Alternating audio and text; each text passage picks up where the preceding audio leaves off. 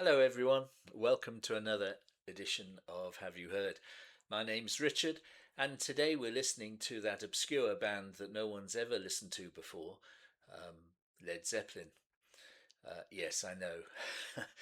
um, we're supposed to be championing the underdog or the tracks that are played less on the reaction channels than all the other songs. But that's rather difficult to do with Led Zeppelin because all of the reaction channels have just about played every single song. Um, but maybe Over the Hills and Far Away, our choice for today, is maybe a couple shy of a million.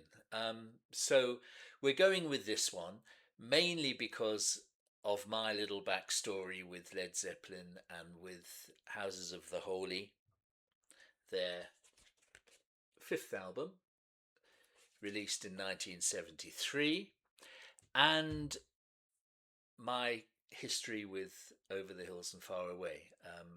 It is one of my favourite Zeppelin songs, and I thought it would be a lovely one to play on the channel. And for me to just have a little chat about how I got into Led Zeppelin, because as you know, this isn't a reaction channel, it's a celebration channel, and you don't get reactions from me, you get more history. It's a bit of a history lesson sometimes. But anyway, we're going to play Over the Hills and Far Away now. So let's put on the trusty headphones and let's hope I can navigate Spotify properly. And here we go 1973 Led Zeppelin, Over the Hills and Far Away.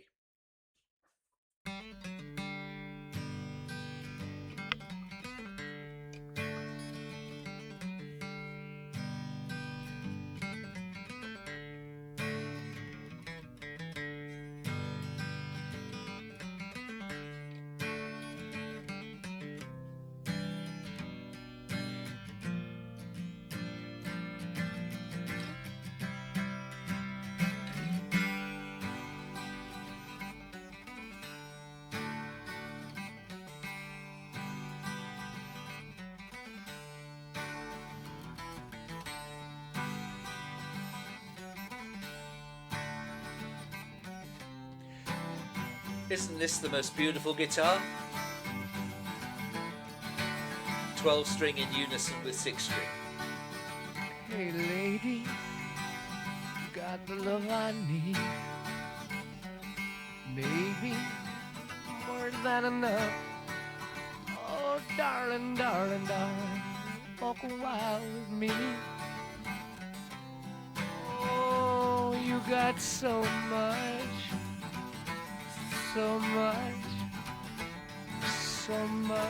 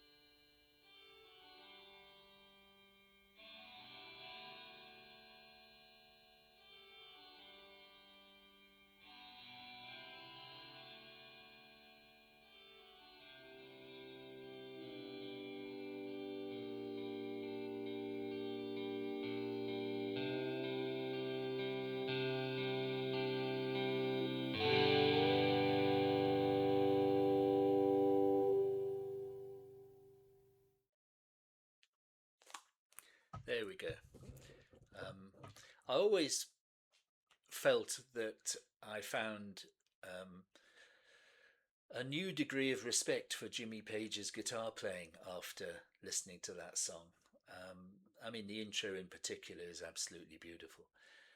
And the ending is lovely as well, helped by John Paul Jones on the clavinet, I think. Okay, Over the Hills and Far Away.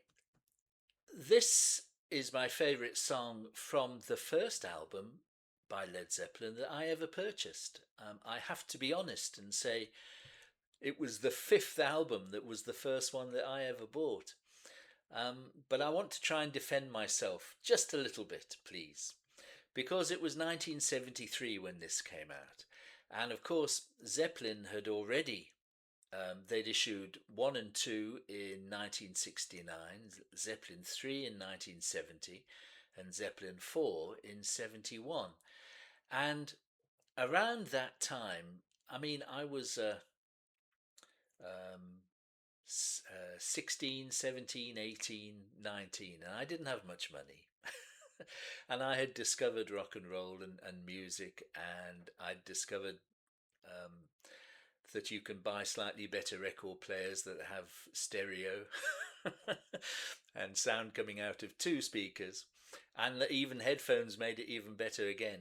Um, but I had very little disposable income, so I had to ration myself, and it was such a crazy time. And I was already into the Beatles, and then I was into the Moody Blues, and then Crosby, Stills and Nash. And you've heard all this before if you've watched a couple of my other videos. But um, Led Zeppelin was all around you in the UK, and I guess overseas as well, in the States as well, because they just permanently toured the States, didn't they? You guys can tell me that in the comments below, and I'm sure you saw them in that time. Um, but yeah, it was ironic. They were all over the place, but they never issued singles over here. I know this particular song was a single in the States and got to about 50 or 51 or something like that. But no singles in the UK. So all there was were the albums. Um, Ironically, the Top of the Pops BBC show that celebrated all the songs that were in the top 10 at that time, with mimed performances in front of a studio full of youngsters hauled off the street to dance along. um, the theme tune they chose was A Whole Lot of Love by Led Zeppelin, and it was never a single.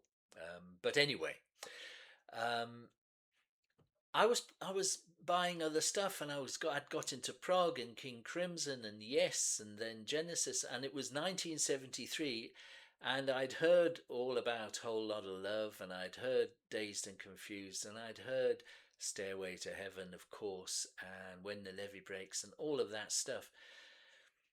But I just never got round to buying an album, so I steeled myself and I said, right, there's a new one coming out in March, April. I'll buy it. I won't listen to it. I'll just buy it because I'm sure it'll be good. Um,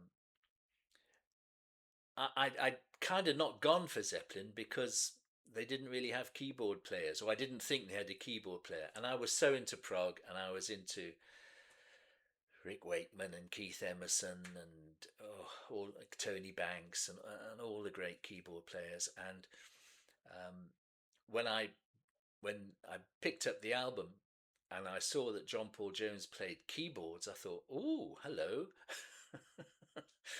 And then I heard the Rain Song and No Quarter, and they sounded like a prog band.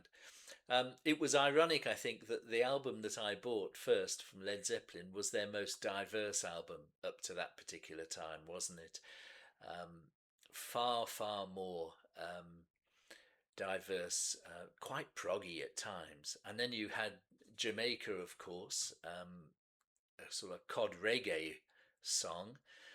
I won't mention the fact that all the reaction channels can't say Jamaica, and half of them don't get the joke afterwards anyway, but we won't go there.